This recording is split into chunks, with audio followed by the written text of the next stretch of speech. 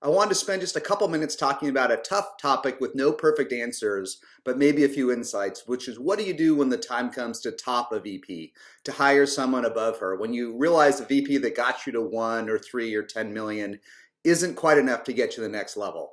It's impossible to sequence this right. It's impossible to go out and hire someone else and keep the current person perfectly happy. But I've learned a few things. First, if you do this too early, you almost always lose momentum.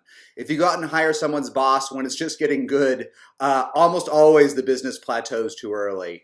And the second thing is, conversely, if you do it too late, you hit a wall, you stop scaling and growth slows down. So what I do know is if it's imperfect, when in doubt, wait longer, because if you're going to hit some sort of slowdown, you might as well hit it in a few quarters rather than hit it today. So what can you do? First of all, as we talked about, when in doubt, wait longer. When in doubt, see how far a stretch VP can go, because worst case, you can push off that plateau a quarter or two. The second is when you decide it's time to top a VP, do whatever you can to keep the current person at the company.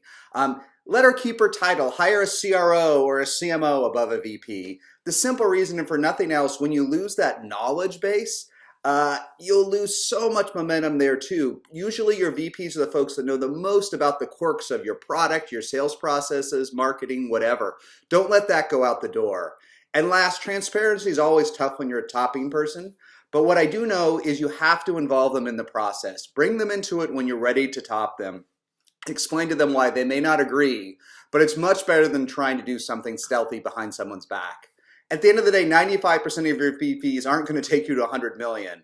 But I will tell you, often they can go further than you think. So give them a chance to at least defer the time when you stall out in that transition between the next VP.